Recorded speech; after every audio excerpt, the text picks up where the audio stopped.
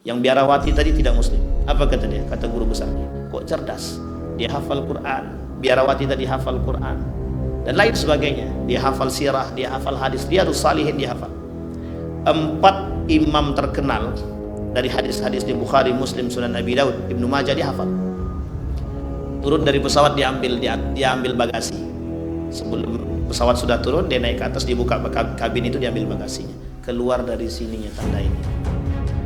Menangis profesor itu, menangis. Yang tadinya dia kira, mohon maaf, muslimah, ternyata bukan muslim. Apa kata wanita tadi? Innaka lan tahdi man ahbabta walakin Allah yahdi man yasha.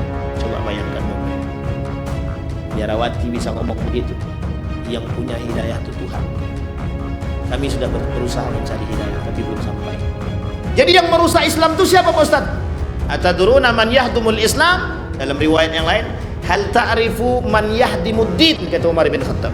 Tahukah kalian yang akan menghancurkan Islam tersebut siapa? Kata dia.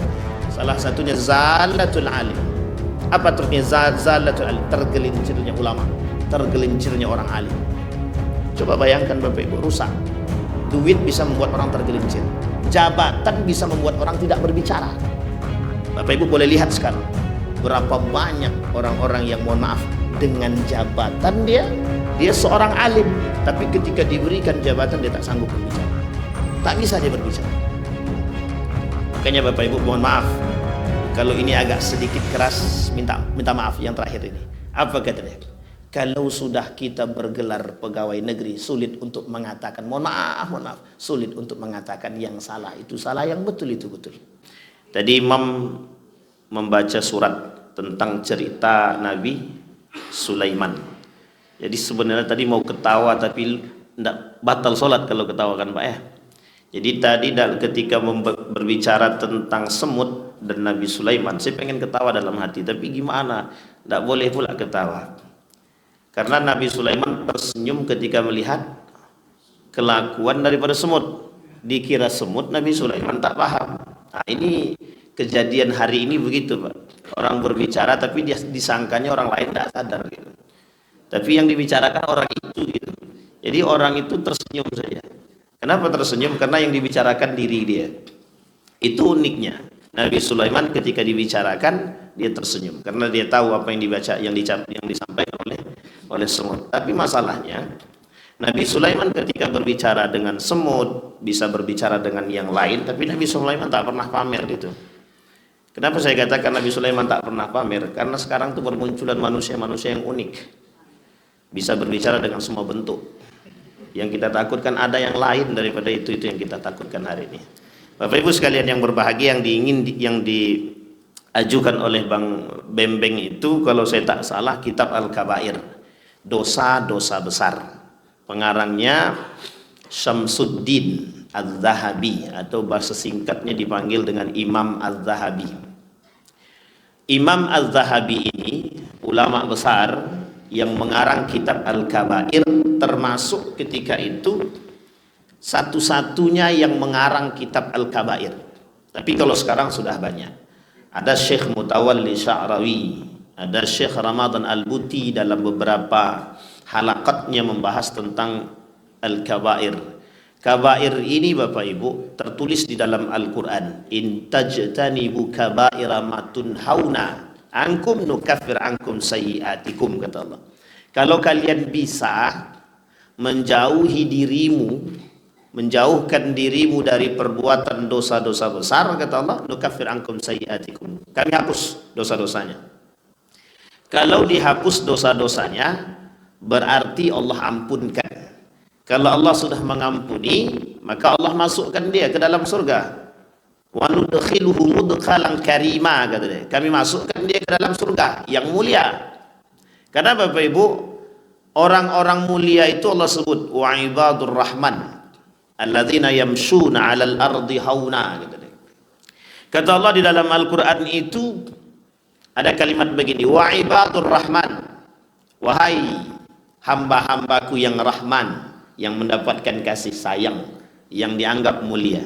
Jadi Bapak Ibu, kalimat ibad di dalam Al-Qur'an kalau ditafsir dalam kajian ilmu tafsir itu, ibad itu jarang Allah pakai pada kalimat-kalimat tertentu. Kalimat ibad itu tidak Allah gunakan kepada para nabi-nabi, kecuali pada umatnya Nabi Muhammad. Artinya Bapak Ibu, kemuliaan umat Nabi Muhammad itu disebut dengan ibad. Ibad itu ada orang punya dosa banyak kali dosanya, membunuh, mencaci, memaki, meminum, berzinah dan lain sebagainya, itu dosa tuh.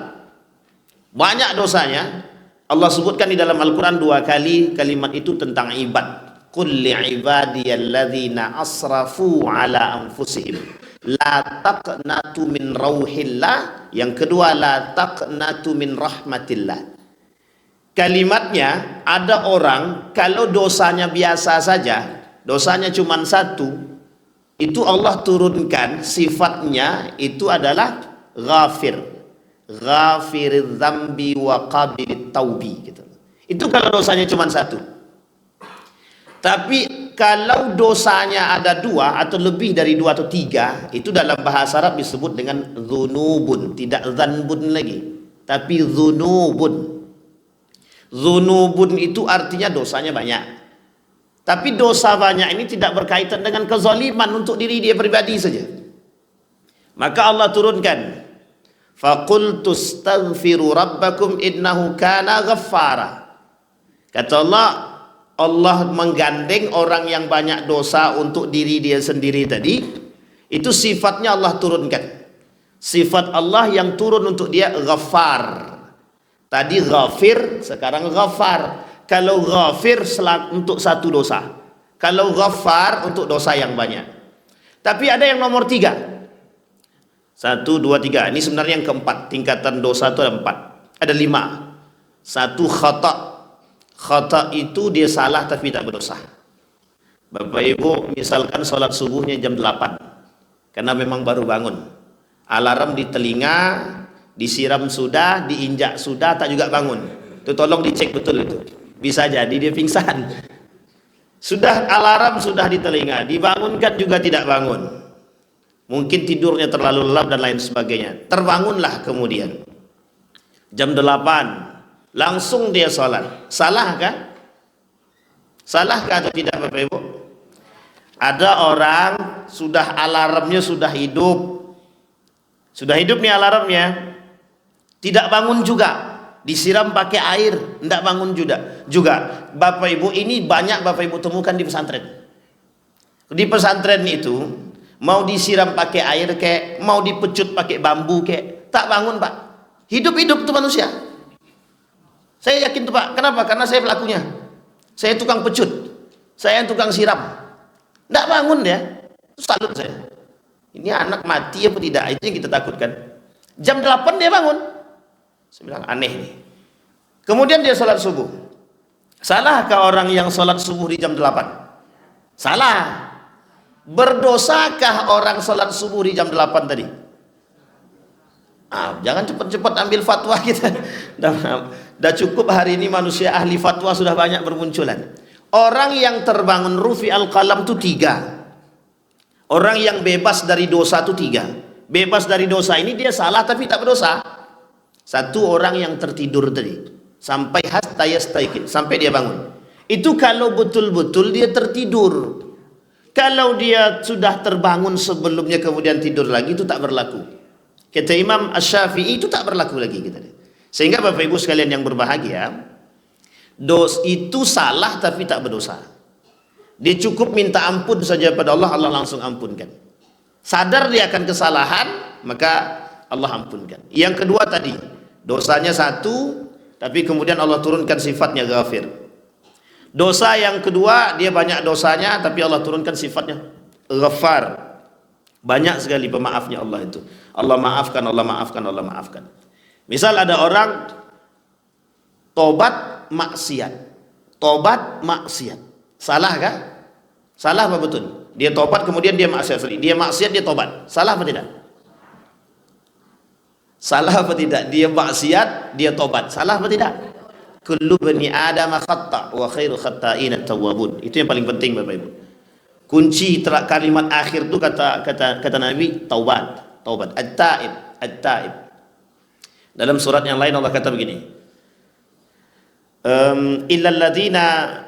illa man taba wa amana wa amila salihah fa innahu yatubu ilallahi mataba, kata Allah. Orang-orang kayak gini, kata Allah, kalau dia kembali kepadaku, kami terima tuh taubatnya, gitu. Jadi Bapak Ibu jangan pernah putus asa dengan masalah, dengan dosa, karena Allah pasti terima tuh taubat, pasti, apapun itu. Hari ini kan banyak orang-orang yang tak kena Allah terima taubat, mati dan kehendaknya. Banyak orang yang hari ini menghakimi manusia dengan neraka, dengan siksa, dengan azab yang sangat pedih. Dia tak sadar kalau diri dia sudah diazab juga.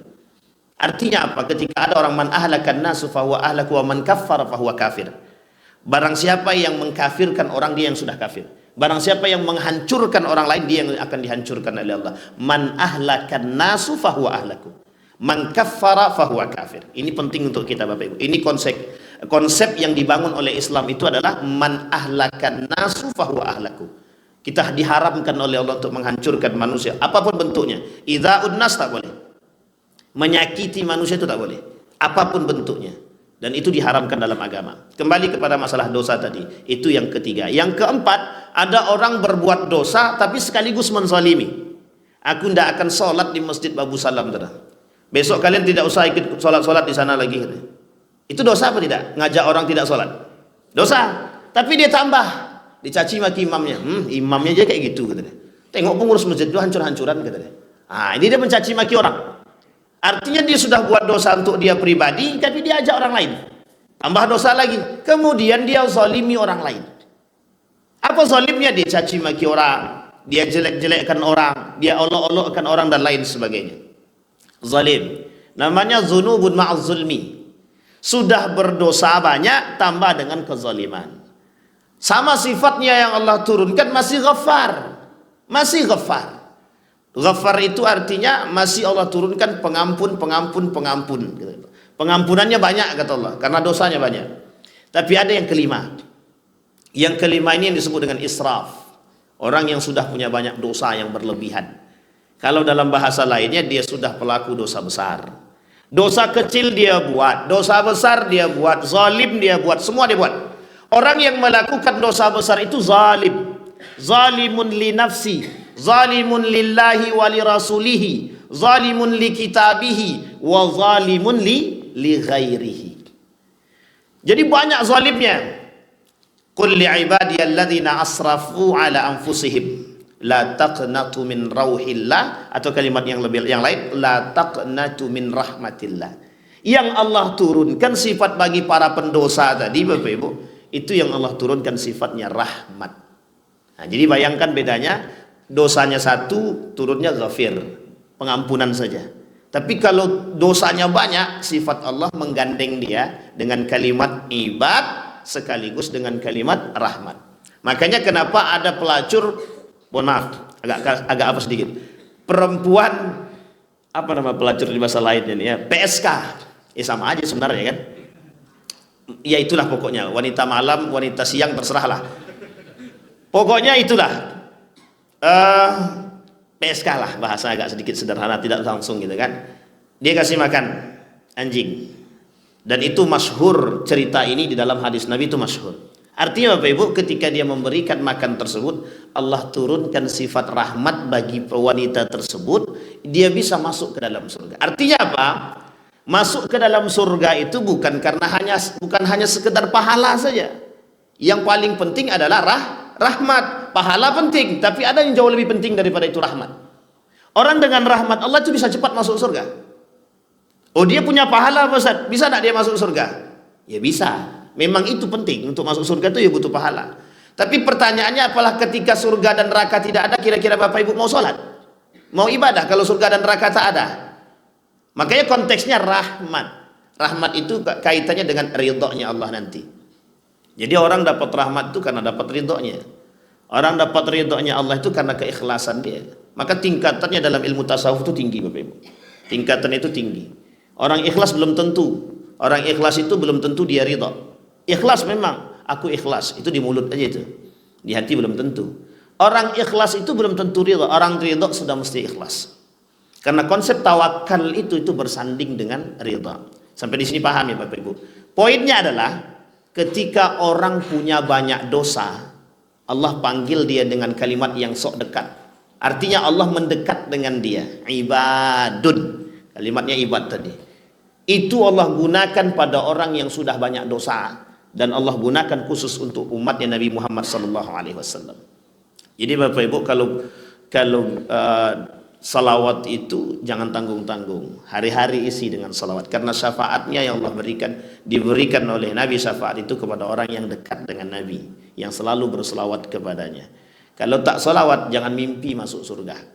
Jangan pernah bermimpi masuk surga, karena kita tak mau berselawat. Kembali kepada konteks tadi, itu yang disebut dengan orang yang banyak dosa tadi, israf tadi, itu mesti dia pelaku dosa besar.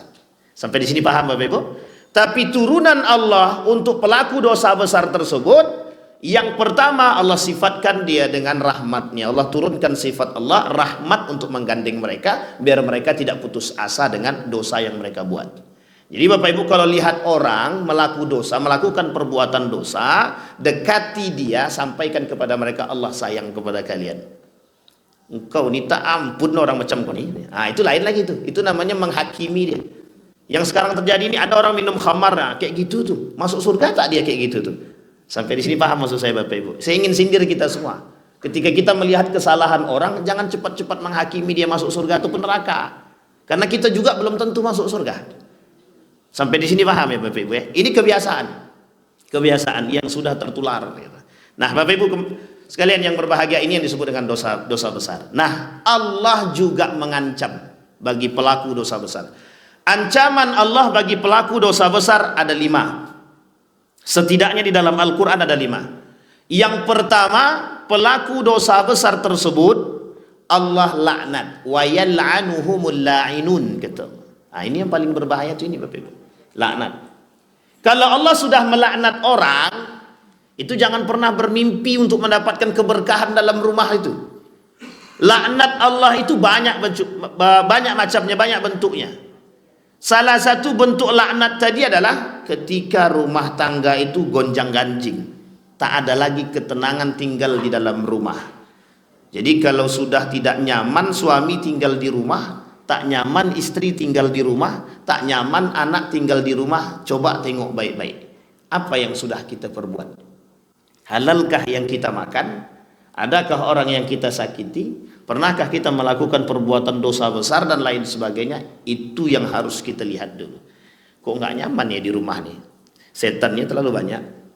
Kalau setan terlalu banyak tuh susah kita untuk nyaman di rumah. Laknat, itu yang pertama. Yang kedua, Allah tidak mau mengajak mereka berbicara. La yukallimuhumullah wa la yanzuru ilaihim. Allah tidak mau melihat mereka. Wa la yuzakkihim. Allah tidak mau mensucikan mereka. Walahum azabun alim. Bagi mereka bagi mereka azab yang sangat pedih. 5 Bapak Ibu. Itu ancaman Allah bagi pelaku dosa besar. Nah di subuh hari ini kita akan coba angkat kitab Al-Kabair ini untuk memberikan peringatan kepada kita agar kita bisa menjadi orang-orang yang berjaga diri. Saya petik dari kalimatnya Hudzaifah ibnul Yaman. Hudzaifah ibnul Yaman itu Bapak Ibu sahabat Nabi yang ketika duduk dengan Nabi, dia tak bertanya kepada Nabi tentang bagaimana mencari pahala, tak. Tapi dia tanya kepada Nabi, apa saja dosa-dosa. Jadi satu-satunya sahabat Nabi yang aneh itu, kata Nabi, satu-satunya yang bertanya tentang yang lain daripada yang lain itu Hudzaifah ibnul Yaman. Dia tanya tentang dosa.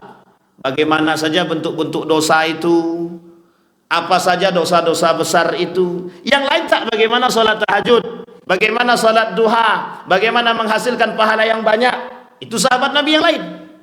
Tapi kata Nabi, sahabatku yang satu ini kok beda, kata dia.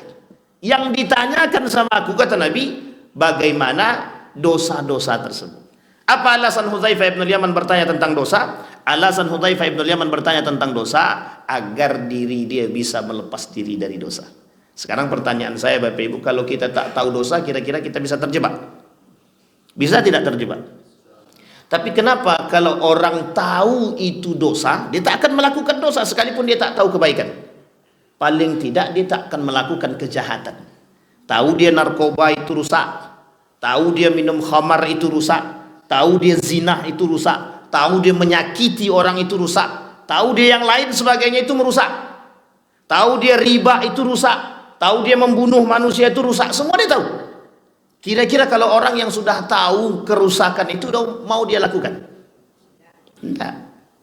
Kaitan kerusakan itulah yang Allah sebut di dalam Al-Quran itu, kehancuran satu kaum itu, kata Allah, disebabkan ulah tangan mereka sendiri. Sampai di sini paham Bapak Ibu ya. Jadi kalau kadang-kadang kalau terjadi masalah-masalah besar, Allah turunkan ancaman, azabnya, cobaan dan lain sebagainya, yang pertama kali harus kita introspeksi adalah tangan kita. Apa yang sudah kami perbuat? Apa yang sudah kita perbuat? Oh, ada gempa, keberkahan satu kampung itu tidak ada, diangkat oleh Allah. Tengok dulu satu kampung tadi, ada enggak pelaku zina di situ? Satu-satunya penyebab, bukan satu-satunya, salah satu penyebab di antara kampung tersebut itu banyak daripada dihilangnya keberkahan itu, bisa jadi ada orang pelaku zina. Saya yakin Bapak Ibu tak berani ngetok pintu janda. Ada janda, rumahnya kosong, tak ada laki-laki, tak ada suaminya. Mohon maaf, jangan ada yang tersinggung. Tiba-tiba sering datang laki-laki ke sana. Kita tak tahu laki-laki ini. Itu hukum kita satu kampung itu wajib mencari tahu kebenaran laki-laki itu. Suami barukah atau mohon maaf, siapa dia? Kalau ternyata bukan suami dia, berarti mohon maaf mereka sudah melakukan, belum sampai zina, tapi tetap zina, meskipun zina tangan, zina mata dan lain sebagainya. Etiskah laki-laki datang ke rumah perempuan yang memang bukan muhrimnya? Atau sebaliknya perempuan datang ke rumah laki-laki yang bukan muhrimnya? Tidak etis Bapak Ibu. Artinya apa kita perlu tahu? Jika betul di dalam tempat tersebut, di kampung tersebut ada pelaku zina, maka mohon maaf Bapak Ibu, sekalipun di situ ada alim saleh, Allah tak bukakan pintu rahmat dan keberkahan bagi kampung tersebut. Itu ancaman Allah. Jadi Bapak Ibu berat, kaitan dengan dosa besar ini berat. Kaitan dengan dosa besar ini berat. Ada PRT di sini. Kalau ada PRT berarti kan sekaligus kasih tahu PRT kan begitu. Baik Bapak Ibu. Nah, kita coba baca kitabnya Bapak Ibu. Bismillahirrahmanirrahim, dalam kitab Al-Kabair karangan Syamsuddin Az-Zahabi, Imam Az-Zahabi, juga nanti kita coba angkat dari karangan Syekh Mutawalli Sya'rawi. Apa kata Allah dalam Al-Quran dikutip oleh Syekh Imam Az-Zahabi? In tajtanibu kaba'ira ma tunhauna anhu nukaffir ankum sayyi'atikum wa nudkhilkum mudkhalan karima. Kata Allah, kalaulah kalian menjauhkan diri kalian dari dosa-dosa besar, ma tunhauna anhu, yang dilarang terhadap kalian, nukaffir ankum sayyi'atikum, kami hapus dosa-dosa kalian. Nah, ini konsepnya begini Bapak Ibu. Ada orang melakukan amal baik berpahala apa tidak? Orang melakukan amal baik berpahala apa tidak? Baik. Sekarang ada orang yang menahan diri dia untuk tidak melakukan maksiat, berpahala apa tidak? Dia tahan diri dia. Kata sahabat kepada Nabi, hallahu wizrun. Kata Nabi, kau tengok orang berzina dapat ancaman tidak? Dapat. Lah bagaimana dengan orang yang berdosa saja, kata Nabi, Allah ampuni kalau dia bertobat, Allah kasih dia dosa kalau dia melakukan, bagaimana kalau dia menahan diri dia, kata Nabi. Kalau dia menahan diri dia, kata Nabi, lebih daripada itu aku berikan, kata Allah. Sampai di sini paham ya Bapak Ibu ya. Ini dalam hadis kursi juga masyhur hal demikian. Artinya menahan diri saja itu sudah berpahala. Nah, kemudian kata Allah, wa nudkhilkum mudkhalan karima, kami masukkan kalian ke dalam surga dengan mulia. Dengan mulia itu yamsuna 'alal ardi hauna, ada orang-orang yang berjalan di muka bumi ini dia tak sombong. Orang yang berjalan di muka bumi ini tidak sombong, kira-kira dia manusia mulia apa tidak? Jadi Bapak Ibu kalau pengen tengok kemuliaan orang, bukan tengok harta dia, tapi tengok dia jalan, tengok dia akhlak punya dia, bagaimana akhlak dia, bagaimana adab dia, bagaimana karakter etiknya dia, itu mesti Pak. Kalau orang baik mesti kita senang. Mohon maaf Bapak Ibu, apalagi kalau dia bisa pandai baca Quran, hafal Quran, itu kita nak menyakiti pun berpikir panjang kan. Tapi coba mohon maaf, coba dia pelaku maksiat, maling dia misal, itu kira-kira Bapak Ibu kalau ketemu dia silahkan lewat, atau Bapak matilah kau, lewatlah kau silahkan, Begitukah kita? Kadang-kadang tidak kasih, kita kasih jalan. Artinya apa? Kemuliaan tadi itu bukan dilihat pada harta, tapi kemuliaan itu dilihat pada adab akhlak. Apa kata syair itu begini, ketika engkau melihat orang kaya, jangan tengok hartanya, tapi tengok adabnya. Tapi ketika engkau melihat orang-orang di bawahmu, kata syair tersebut, tengok adabnya, jangan tengok hartanya. Kenapa kita harus tengok harta kalau dengan orang yang di bawah? Agar kita bersyukur. Kenapa kalau kita tengok orang di atas, itu yang kita tengok akhlaknya, agar kita juga bisa bersyukur. Mohon maaf Bapak Ibu, karena memang begitu kondisi kita di akhir zaman itu. Orang-orang banyak harta itu agak sedikit songong-songong sedikit. Yang jangan tersinggung yang punya banyak harta. Ini yang songong saja, yang tak songong aman insyaallah. Banyak yang sombong, banyak, bukan tak banyak. Kata Imam Al-Ghazali begitu. Kata Imam Al-Ghazali itu dalam syair yang lain, kata dia, innad darahima taksur rijala majalas wa mahaba. Kelak yang menjadi orang berwibawa itu bukan orang-orang berakhlak, bukan orang-orang beriman, tapi manusia punya duit. Itu orang-orang yang punya duit. Bapak Ibu boleh lihat hari ini faktanya adalah orang punya duit mesti disegani. Coba tak punya duit, udah tak punya duit, protes pula lagi, komen pula lagi, kata dia kan, hidup pula lagi, kata dia. Banyak komennya Bapak Ibu. Artinya tidak mulia. Mulia di hadapan Allah tapi tak mulia di hadapan manusia. Guru ngaji lebih berwibawa seharusnya ketimbang orang yang berduit. Orang punya duit, mohon maaf Bapak Ibu, mau apapun itu agama dia, kalau berduit dia itu disegani orang. Si Anu nyumbang untuk masjid 10 miliar katanya. Misal, saya yakin itu kalau dia masuk ke dalam masjid itu dicari sop paling depan. Sini masuk. Kalau perlu cium tangan. Ini jangan tersinggung Bapak Ibu ya. Begitu keadaan iya. Makanya mohon maaf, bedakan jalan orang punya duit dan tak punya duit. Itu berbeda itu. Orang kaya yang sombong itu kalau jalan dia, mohon maaf, itu mohon maaf seakan-akan bumi ini punya dia. Dan itu bahasa isyarat Nabi begitu. Begitu bahasa isyarat para ulama dalam syairnya gitu. Mereka berjalan di muka bumi, Allah katakan, yamsuna 'alal ardi mutakabbira. Mereka jalan di atas bumi itu sombong, seakan-akan mereka yang punya. Jalannya dada dibusungkan, tangannya kalau salam, cium. Sampai sini paham ya Bapak Ibu ya? Itu kalau orang kaya. Makanya diancam betul sama Allah itu. Diancam betul sama Allah. Kalaulah harta mereka bukan digunakan untuk yang baik, maka mereka pun akan Allah bakar bersama dengan harta-hartanya itu. Bahkan yang akan melilit mereka adalah harta mereka sendiri. Yang akan membenamkan mereka harta mereka sendiri. Jadi Bapak Ibu sekalian yang berbahagia, berat. Maka kalimat mudkhalan karima, kami masukkan mereka ke dalam surga yang mulia. Orangnya mulia, tempatnya mulia. Kembali ke tempat yang mulia. Baik Bapak Ibu. Walladzina yajtanibu kaba'iral itsmi wal fawahish wa idza ma ghadibu hum yaghfirun, kata Allah.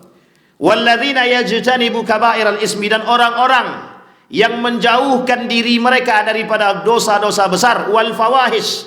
Bapak Ibu tahu fawahish? Fahisah, keji, perbuatan keji, perbuatan tercela, baik itu idza menyakiti orang lain, baik itu mencaci, memaki dan lain sebagainya. Wa idza maghadibu hum yaghfirun. Ketika mereka itu marah, ketika mereka itu terpancing emosi dia, Allah ampuni. Ketika mereka menjauhkan diri mereka daripada dosa-dosa besar.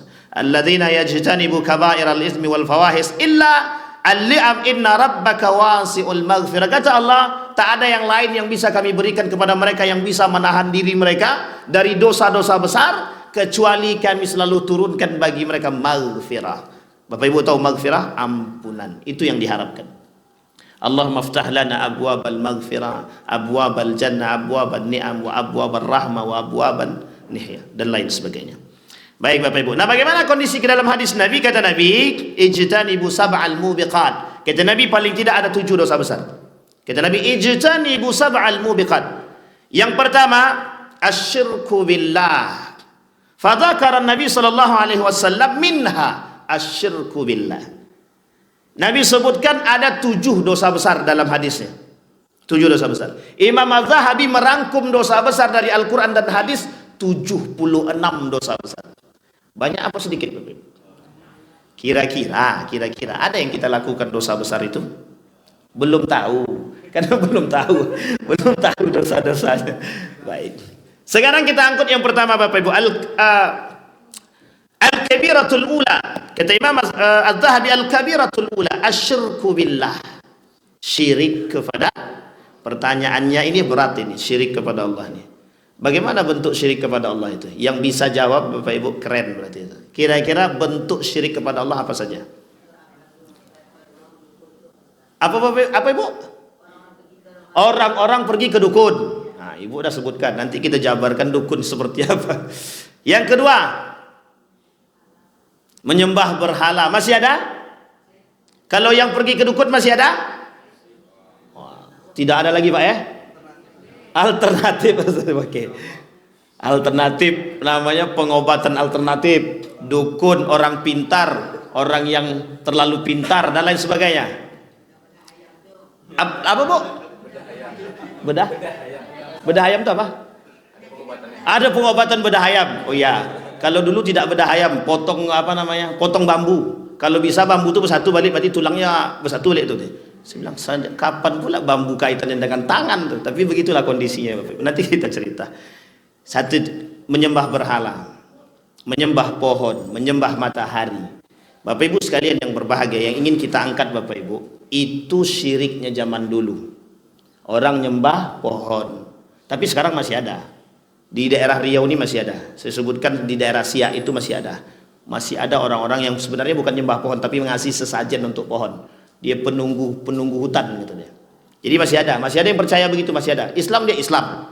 Tapi memang masuk Islam itu terpaksa juga masuk Islam. Tapi setidaknya dia masuk Islam dulu lah.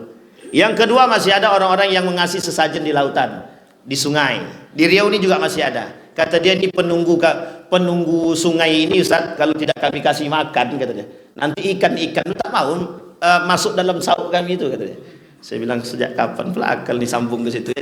Saya nggak nyambung. Kalau saya pribadi nggak nyambung gitu. Artinya Bapak Ibu nanti apakah itu masuk dalam kategori syirik dan lain sebagainya.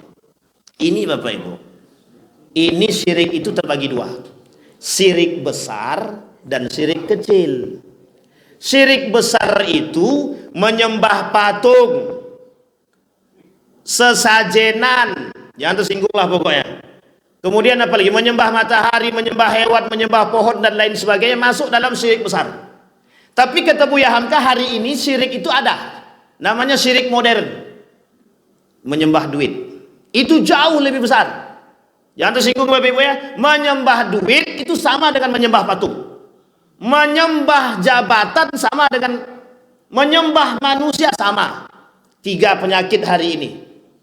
Apa 3 penyakit pertama? Karena duit sudah jadi Tuhan sekarang. Bapak Ibu tengok orang-orang kaya yang tak beriman itu kalau dalam dompetnya, mohon maaf, dalam ATM-nya tidak ada isi, itu stres otaknya. Stres itu, dia pergi kemana? Pergi ke rumah sakit, cari obat sakit kepala. Sampai di sini paham Bapak Ibu? Yang lebih parah bukan cari obat sakit kepala, cari jalan bagaimana biar dapat duit, korupsi kek, terserahlah. Sampai di sini paham Bapak Ibu? Ini tidak ada singgung menyinggung. Yang pertama itu menjadikan duit itu Tuhan. Dan ini sudah disampaikan oleh Imam Al-Ghazali dalam syairnya tadi. Orang hari ini yang paling mulia itu yang berduit. Orang paling mulia hari ini itu berduit. Kenapa saya katakan orang paling mulia berduit? Karena dengan duit dia dapat jabatan, dengan duit dia bisa benar, yang salah bisa dibetulkan dengan duit, yang dusta bisa dianggap jujur dengan duit, yang pengkhianat bisa dibilang amanah dengan duit. Nanti Bapak Ibu tengoklah keadaan kita hari ini. Yang hari ini yang salah bisa dibenarkan itu karena duit. Coba tengok di pengadilan. Yang salah itu bisa jadi benar apa tidak? Kalau punya duit. Kalau tak ada duit, betul kali dia tak punya duit, dia tetap salah. Nah, ini bahaya. Bahkan Nabi bilang dalam riwayatnya itu begini, al-qudatu salasa, kata Nabi. Hakim itu 3. Qadiyani finnar wa qadin fil jannah. 2 masuk neraka, 1 masuk surga, kata dia. Jadi 3 macam bentuk hakim itu, 2-nya masuk neraka, 1 masuk surga. Yang pertama itu, yang masuk surga itu, yang tahu dia kebenaran, dia jalankan kebenarannya itu hakim. Yang kedua, yang masuk ke neraka 2 lagi, tahu dia kebenaran tapi tak dijalankan. Yang ketiga, pura-pura tidak tahu dengan kebenaran tersebut dan dia tidak mau menjalankan tersebut. Dan ini berbahaya Bapak Ibu, berbahaya. Yang berbicara apa? Piti. Kau mau berapa? Mau selamat tak kau? Kan gitu bahasa ancaman lagi. Dibayarlah. Ketika bayar, mohon maaf. Anak bisa menggugat ibu. Adik bisa menggugat kakak. Dalam harta warisan pun bisa terjadi. Apapun bentuk. Maling ayam, mohon maaf, maling ayam, nenek-nenek maling ayam bisa 5 tahun penjara. Koruptor 1 miliar, berkurang penjaranya. Sampai di sini paham Bapak Ibu? Artinya apa yang berbicara apa? Tuhan baru. Orang datang pada, mohon maaf, saking parahnya hari ini duit itu Bapak Ibu, itu bisa membawa orang lain masuk ke dalam tempat yang tidak mulia. Kita ambil contoh. Misal pelaku koruptor ya, koruptor atau pelaku korupsi. Yang korupsi itu 5 orang, yang tertangkap baru 1. Kira-kira yang 1 orang ini mau ndak ngasih tahu 4 orang ini? Apa kata yang 1 orang ini? Kau mau ndak aku sampaikan nama-nama kalian? Janganlah. Oke, ndak apa-apa, ndak aku sampaikan. Dengan catatan keluargaku tolong kau jaga. Hidupkan dia kehidupan yang layak. Kau ndak saya sebutkan. Ketakutan dengan perbuatan yang sudah mereka perbuat, akhirnya mohon maaf, piti juga berbicara. Akhirnya yang 1 tadi tak mau menyampaikan. Tapi kalau disampaikan kira-kira masuk 4-4 nih. Sampai itu kejadian kita hari ini Bapak Ibu. Para koruptor itu dia tidak sendirian, rame. Tapi yang disampaikan tidak tahu saya. Dusta apa tak dusta? Dosanya 1 dia korupsi, yang kedua dia berdusta, dia ketiga dia tutupi kejahatan orang lain. Makin banyak dosanya. Sampai di sini paham? Itu yang mengakar hari ini. Itu yang disebut dengan konsep feodal namanya. Sampai di sini paham Bapak Ibu? Itu baru syirik besar. Baru masalah duit. Sekarang masalah jabatan. Tuhan baru. Namanya syirik modern. Apa itu jabatan? Apapun akan dilakukan oleh orang yang tidak beriman untuk mendapatkan jabatan. Carilah Bapak Ibu, lihatlah. Suap dia buat biar dapat kursi. Sekalipun orang menolak. Islam mengatakan suap itu haram. Kan cuma sedikit. Mau sedikit, mau besar tetap haram. Dalam undang-undang, para pelaku politik itu boleh suap di bawah daripada 100 ribu ke bawah dalam undang-undang. Dalam aturan, bukan undang, dalam aturan 100 ribu ke bawah. Kalau di atas 100 baru suap Pak Ustaz, gitu deh.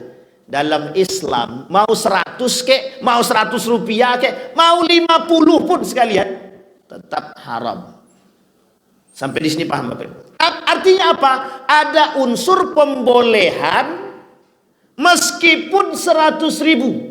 Ada unsur pembolehan dan pembiasan dan pembiaran terhadap dosa besar.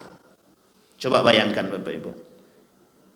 Harusnya yang disampaikan tuh mau 50 ribu, mau 100 ribu, mau 100, aturan itu berlaku, tidak usah pakai itu. Sampai di sini paham Bapak Ibu? Jabatan. Sampai datang ke dukun. Apa kata dia? Pak, tolong bapak yang itu disantet. Dia sudah ngambil posisi aku jadi kepala sekolah. Cuma karena kepala sekolah, dia rela santet orang lain. Datang ke dukun, berapa banyak salahnya dia? Sudah dia jadikan jabatan sebagai Tuhan. Dia lakukan, dia buat dosa. Dia buat suap dosa. Dia tambah nyakiti orang dosa. Dia datang ke dukun, dosa pula tidak? Dosa lagi Pak. Saking banyak tuh dosa. Itu bukan dosanya lagi, bukan satu lagi dosa besarnya. Itu semua perbuatan itu dosa besar semua. Tolong kau santet orang itu karena dia sudah ngambil posisiku. Kepala dinas. Banyak orang tak suka sama aku nih Ustaz. Kenapa? Aku sekarang jadi kepala dinas. Pertanyaannya, ente dulu buat begitu juga nggak? Ya beda-beda tipis saja Ustaz. Sama aja berarti. Sampai di sini paham ya Bapak Ibu? Jabatan hari ini menjadi Tuhan. Datang dia kepada atasan dia tadi, mohon maaf Pak, kami ingin jadi kepala dinas. Kata atasannya, mau berapa? Berani berapa? Kan begitu lagi bahasanya. Ujung-ujungnya mohon maaf, pakai duit naik kepala di dinas. Duit juga yang berbicara. Jabatan menjadi tolak ukur. Hari ini jabatan menjadi tolak ukur kemuliaan manusia. Masih ingat enggak Bapak Ibu cerita dulu non muslim berduit yang punya MNC TV? Atau sebut pula mereknya lagi. Nanti tolong dipotong lah, pandai-pandai lah Bapak. Jadi masuk ke dalam masjid itu yang cium tangan yang pakai peci. Dia juga pakai peci. Dia pakai peci. Karena duit yang berbicara, harga diri hilang. Duit yang berbicara, kehormatan agama hilang. Yang masuk non muslim, yang kita cium tangannya non muslim. Tapi kan kami mendoakan dia biar bisa masuk Islam. Hidayah itu tergantung Allah, bukan manusia. Kita hanya bisa mengusahakan. Seorang biarawati naik pesawat bersama seorang guru besar. Di dalam pesawat dia berdiskusi dengan guru besar tersebut. Kaget guru besar tadi. Guru besar ini muslim. Yang biarawati tadi tidak muslim. Apa kata dia? Kata guru besarnya, kok cerdas? Dia hafal Quran. Biarawati tadi hafal Quran. Dan lain sebagainya. Dia hafal sirah, dia hafal hadis, Riyadhus Shalihin dia hafal. 4 imam terkenal dari hadis-hadis di Bukhari, Muslim, Sunan Abi Daud, Ibnu Majah dia hafal. Turun dari pesawat dia ambil bagasi. Sebelum pesawat sudah turun, dia naik ke atas, dibuka kabin itu, diambil bagasinya. Keluar dari sininya tanda ini. Menangis profesor tadi. Menangis. Yang tadinya dia kira mohon maaf muslimah, ternyata bukan muslimah. Apa kata wanita tadi? Innaka lan tahdi man ahbabta walakin Allah yahdi man yasha. Coba bayangkan Bapak Ibu. Biarawati bisa ngomong begitu. Yang punya hidayah itu Tuhan katanya. Kami sudah berusaha mencari hidayah tapi belum sampai. Nah, coba bayangkan. Hafal Quran, hafal. Bisa bahasa Arab, bisa. Hafal Riyadhus Shalihin, bisa. Pertanyaannya adalah, hari ini coba Bapak Ibu cari. Yang hafal Sahih Bukhari saja satu. Carilah. Ustaz-ustaz di Pekanbaru nih yang hafal Sahih Bukhari. Itu sulit minta ampun. Di antara 1000 belum tentu ada satu. Ini biarawati, bukan muslim. Non muslim, hafal Quran. Hafal hadis. Paham sejarah. Kalau kita tak kuat iman, bisa berbalik awak Bapak Ibu. Sampai di sini paham Bapak Ibu. Artinya apa Bapak Ibu? Hidayah. Coba bayangkan orang mengejar dunia itu tujuannya apa? Meruntuhkan hidayah. Orang yang menjadikan jabatan sebagai Tuhan itu tujuannya apa? Meruntuhkan hidayah. Hidayah yang dalam diri dia sudah tertanam itu mau dia runtuhkan sedikit demi sedikit. Dengan apa? Dengan melakukan tadi Tuhan baru tadi. Maka kata Buya Hamka, perlu ada namanya jihad. Jihad paling kuat itu asyaddul jihad, jihadul hawa. Jihad yang paling berat itu ya jihad melawan hawa nafsu. Nengok duit 100 juta bisa aku tolak Pak Ustaz. 1 T, tunggu dulu. Kan gitu mikirnya lagi. Bapak Ibu, saya ingin katakan Bapak Ibu, kami dulu pernah melihat di Mekah itu, tapi saya tak sebutkan nama. Ini kasus yang ramai di waktu itu Bapak Ibu. Datang salah seorang, itu bawa uang 1 T, untuk mengatakan pada ulama tersebut, jangan pernah ganggu negara kami. 1 T. Apa kata ulama tadi? Lebih baik aku mati daripada harus menerima. Coba bayangkan Bapak Ibu. Harga diri. Dia bukan karena harga diri dia, tapi dia menjaga harga diri, kehormatan agama. Yang hari ini dilakukan umat manusia adalah bagaimana menjaga harga diri dia, tapi dia tak jaga kehormatan agama. Jadi yang merusak Islam itu siapa Pak Ustaz? Atadruna man yahdumul Islam? Dalam riwayat yang lain, hal ta'rifu man yahdimuddin, kata Umar bin Khattab. Tahukah kalian yang akan menghancurkan Islam tersebut siapa? Kata dia. Salah satunya zalatul alim. Apa artinya zalatul alim? Tergelincirnya ulama, tergelincirnya orang alim. Coba bayangkan Bapak Ibu, rusak. Duit bisa membuat orang tergelincir. Jabatan bisa membuat orang tidak berbicara. Bapak Ibu boleh lihat sekarang, berapa banyak orang-orang yang mohon maaf dengan jabatan dia seorang alim, tapi ketika diberikan jabatan dia tak sanggup berbicara. Tak bisa dia berbicara. Makanya Bapak Ibu mohon maaf, kalau ini agak sedikit keras, minta maaf yang terakhir ini. Apa katanya? Kalau sudah kita bergelar pegawai negeri, sulit untuk mengatakan mohon maaf, sulit untuk mengatakan yang salah itu salah, yang betul itu betul. Jadi kawan saya waktu itu sebelum PNS, koar-koar Pak. Setelah masuk PNS, tak jadi. Tak pernah lagi muncul sekarang. Artinya mohon maaf Bapak Ibu. Ketika dia dikatakan, mau dipindahkan apa tidak? Kalau tidak kami mutasi ini nih. Akhirnya tak berani dia dimutasi, tak mau dia dimutasi. Ini kisah nyata Bapak Ibu. Kalau abang takut, potong aja bang. Takut dia, tak mau tadi dia. Semenjak itu dia gak berani lagi berbicara demikian Bapak Ibu. Tuhan baru, yang kedua jabatan. Yang ketiga, apa Tuhan baru kita Bapak Ibu? Yang ketiga ini, wanita. Ibu-ibu jangan tersinggung. Wanita dianggap Tuhan hari ini. Wanita dianggap Tuhan. Makanya Bapak Ibu hari ini, apapun itu, sedikit-sedikit perempuan. Sedikit-sedikit perempuan. Untuk meluluh lantakkan hati seseorang itu perempuan. Jangan tersinggung. Banyak sekali sekretaris-sekretaris itu perempuan. Kenapa tidak laki-laki? Tidak menarik Pak Ustaz. Oh begitu. Tengoklah SPG itu. SPG mobil segala macam. Daya tariknya apa? Itu bukan jualan mobil itu. Jualan body kit. Sampai di sini paham Bapak Ibu? Bapak Ibu tahu Miss Universe? Itu yang dijual apa? Organ manusia itu. Yang dijual adalah keseksian, kecantikan, perempuan. Yang bisa menggoyangkan hati laki-laki itu cuma perempuan. Jabatan dia punya. Kekayaan dia punya. Apa yang tak punya lagi? Ketika mohon maaf, ketika datang perempuan menggoda, hilang cerita. Semua hancur kali. Semua hilang. Nah, ini cerita ini unik Bapak Ibu. Dulu waktu di Jogja itu Bapak Ibu, ada kawan orang Riau juga. Tapi mohon maaf Bapak Ibu, gigolo dia. Tahu gigolo ya Bapak Ibu ya? Gigolo itu perantara untuk memberikan perempuan kepada orang-orang yang meminta kepada dia gitu. Itu bahasa lainnya gigolo lah, apa namanya Pak? Bahasa calo atau biro lah, lebih halusnya itu. Biro apa namanya itu? Itulah biro, itulah kotaknya bang pokoknya. Jadi Bapak Ibu masuklah kami. Ini kebetulan kawan ini, kawan. Satu kelas lagi malah. Diajaknya ke kos dia.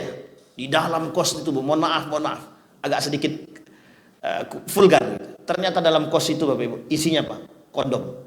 Saya tanya ini untuk siapa? Nanti kalau ada, mohon maaf, kalau ada para pejabat datang meminta nanti dari sini gitu deh. Jadi dia punya nomor-nomor ayam kampus. Tahu Bapak Ibu ayam kampus? Nah, itulah dia Bapak Ibu ceritanya. Kalau yang laki-laki membisikkan minta, bang, tolong naikkan adikku lah jadi ini. Siapa kau? Tapi coba perempuan yang datang. Bang, bisa naikkan adikku situ. Apa yang nggak bisa? Begitulah model hari ini Bapak Ibu. Tuhan barunya perempuan. Makanya banyak laki-laki selingkuh. Nikah aja langsung udah usah selingkuh. Nikah dulu, setelah nikah baru kasih tahu. Tapi berantem kami rumah tangga kami bos, itu resiko. Artinya pandai. Begitu kan? Iya, yang perempuan menjadi Tuhan. Harta dia punya belum puas. Jabatan dia punya paling tinggi, tak puas juga. Akhirnya apa, dengan jabatan dan kekuasaan yang miliki, dia bisa mencari perempuan sekian banyak Bapak Ibu. Orang beriman saja runtuh, apalagi yang tak punya iman. Sampai di sini Bapak Ibu. Yang terakhir Bapak Ibu, Tuhan baru kita adalah gadget, HP. Tolong betul-betul Bapak Ibu. Hari ini kalau internet mati, saya yakin banyak yang stres. Mau yang pakai peci atau yang tak pakai peci, stres semua, saya yakin. Kenapa? Nggak jadi live, nggak ada paket, nggak jadi live. Astagfirullah, sayang kalilah. Muncul Bapak Ibu penyakit baru, penyakit butuh. Bapak Ibu nanti akan dimatikan oleh Allah listrik itu. Internet itu tidak ada, lampu tak ada selama 40 hari. Di akhir zaman itu nanti akan dimatikan selama 40 hari. Menjelang datangnya hari kiamat besar itu, nanti 40 hari Bapak Ibu. Hilang semua. Jadi bahasanya dulu tuh kembali kepada asal. Dulu tak pakai HP, sekarang pakai HP.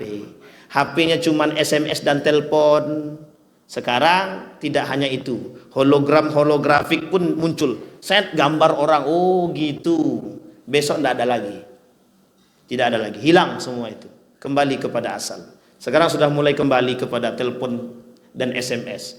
Ada orang-orang yang sudah muak dengan dunia-dunia tersebut. Coba bayangkan kenapa kita katakan hari ini gadget itu Tuhan baru, internet itu Tuhan baru. Sekarang ketergantungan orang terhadap internet dan HP itu menjadi tinggi. Lebih penting, lebih sulit, lebih berharap lagi mereka kepada internet, kepada HP daripada kepada Tuhan. Kenapa saya katakan tadi ada duit, ada jabatan? Mohon maaf Bapak Ibu, mohon maaf betul. Banyak orang tadi saya baca di situ Bapak Ibu. Tidak ada panggilan yang paling utama selain dari panggilan Allah. Sekarang berubah, panggilan utama itu panggilan atasan. Kalaulah atasan yang manggil, kira-kira datang apa tidak datang? Daripada kena mutasi, mending saya datang kata dia.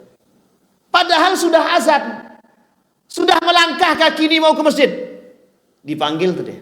Dipanggil atasan, langsung berbelok dari masjid, saya pindah langsung ke kantor jabatan. Azan selesai baru mereka keluar dari.